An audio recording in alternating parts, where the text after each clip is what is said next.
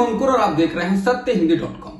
हमें खुशी इस बात की है कि आप हमारे सभी प्रोग्राम्स को पसंद कर रहे हैं और आपसे हमारा रिश्ता मजबूत हुआ है।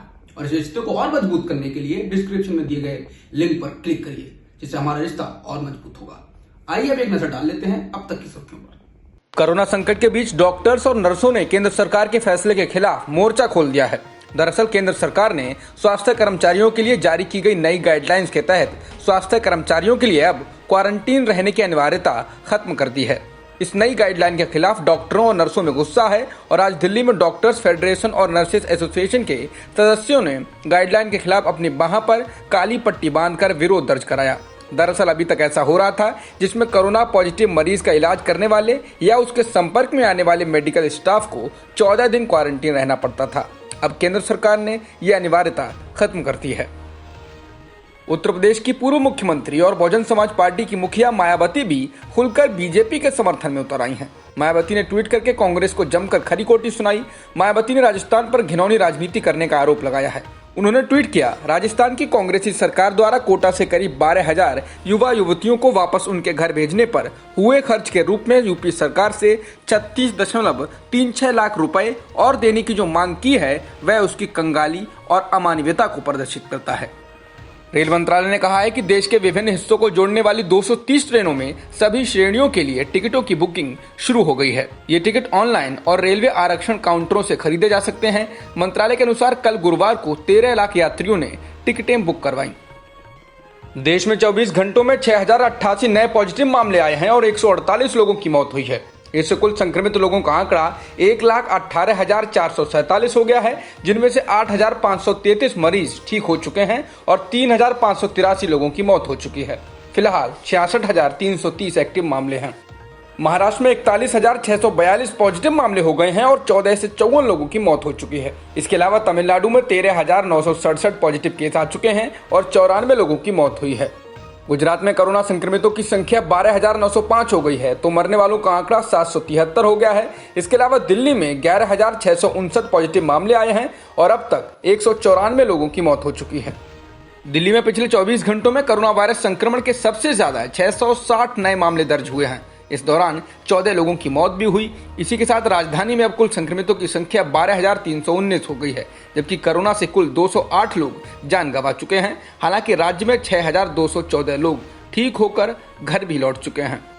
कोरोना का वायरस बसों, ट्रेनों और ट्रकों के सहारे लौट रहे प्रवासियों के साथ उत्तर प्रदेश के कस्बों और गाँव में भी पहुंच रहा है। मुंबई मिरर के मुताबिक उत्तर प्रदेश के बाराबंकी में 14, जौनपुर में 15, बरेली में 18, वाराणसी में 4 और सिद्धार्थनगर में कोरोना के 8 ताज़ा मामले उन प्रवासियों के हैं जो मुंबई से ट्रकों, ट्रेनों और बसों से अपने इलाकों में पहुंचे हैं।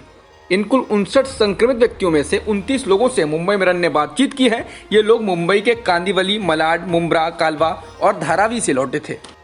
भारत के स्वास्थ्य मंत्री डॉक्टर हर्षवर्धन ने शुक्रवार को विश्व स्वास्थ्य संगठन के चेयरमैन का पद संभाल लिया। वे 3 साल तक इस पद पर बने रहेंगे। कोरोना वायरस के बीच इस पद पर पहुंचने के बाद उनके ऊपर स्वास्थ्य को लेकर नीतियां तैयार करने की बड़ी जिम्मेदारी होगी। वर्ल्ड हेल्थ असेंबली के 194 सदस्य देशों ने हर्षवर्धन की नियुक्ति पर मंगलवार को ही हस्ताक्षर किए थे।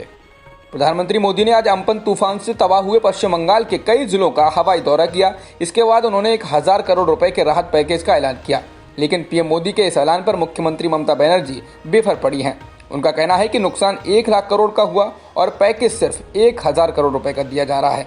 बनर्जी ने कहा कि पीएम मोदी ने 1,000 करोड़ के राहत पैकेज का ऐलान किया है, लेकिन इससे जुड़ी कोई जानकारी नहीं दी। ये पैसा कब मिलेगा या ये अग्रिम धनराशि है। उन्होंने कहा कि अम्पन तूफान के कारण 1 लाख करोड़ रुपए का नुकसान हुआ और 56,000 करोड़ रुपया तो हमारा ही केंद्र पर बकाया है। रिजर्व बैंक ऑफ इंडिया ने रेपो रेट में 0.4% की कटौती का ऐलान किया है। पहले रेपो रेट 4.4% था, जो अब 4% हो गया है। रेपो रेट का मतलब उस दर से है जिस पर आरबीआई से व्यावसायिक बैंकों को छोटी अवधि का लोन मिलता है। इससे बैंकों के पास नकदी बढ़ेगी। आरबीआई गवर्नर ने कहा कि कोरोना महामारी का बड़ा असर जीडीपी पर पड़ सकता है। उन्होंने कहा कि हो सकता है कि साल 2020-21 में जीडीपी नेगेटिव रहे। इसके अलावा आरबीआई ने बैंकों का लोन चुका रहे लोगों को राहत देते हुए लोन चुकाने की मियाद को और 3 महीनों के लिए आगे बढ़ाने की घोषणा की है। Council for the Indian school certificate examination यानी कि CISCE ने 10वीं और 12वीं परीक्षा की तारीखों की घोषणा कर दी है। बोर्ड ने आज दोपहर 2:30 बजे अपनी आधिकारिक वेबसाइट पर टाइम टेबल अपलोड किया है। इसके अनुसार 10वीं की परीक्षा 2 जुलाई 2020 से शुरू होकर 12 जुलाई तक चलेगी, जबकि 12वीं की परीक्षा 1 जुलाई से शुरू होकर 14 जुलाई तक चलेगी।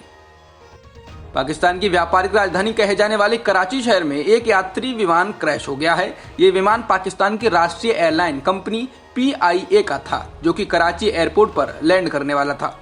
अधिकारियों के मुताबिक इस विमान में 99 लोग थे। विमान में 91 यात्री और चालक दल के 8 लोग सवार थे। हालांकि अब तक इस हादसे में मरने या घायल होने वालों से जुड़ी कोई सूचना नहीं मिली है। जॉन्स हॉपकिंस यूनिवर्सिटी के अनुसार दुनिया भर में कोरोना वायरस से संक्रमित लोगों की संख्या 51,25,612 हो गई है, जबकि मरने वालों का आंकड़ा 33,000 को पार कर चुका है। इसके अलावा करीब 20.5 लाख लोग ठीक भी हो चुके हैं। दुनिया के सबसे ज्यादा कोरोना से प्रभावित देश अमेरिका में संक्रमितों की संख्या 15,77,287 हो गई है, जबकि मरने वालों का आंकड़ा करीब 95,000 को पार कर गया है। दूसरे स्थान पर रूस है, जहां कोरोना से संक्रमितों की संख्या 3,17,554 है, जबकि मरने वालों का आंकड़ा 3,099 हो गया है। ब्राजील में कोरोना से संक्रमितों की संख्या 3,10,087 है, जबकि मरने वालों का आंकड़ा 20,047 हो गया है। इसके अलावा ब्रिटेन में संक्रमितों की संख्या 2,52,246 है, जबकि मरने वालों की संख्या 36,124 हो गई है।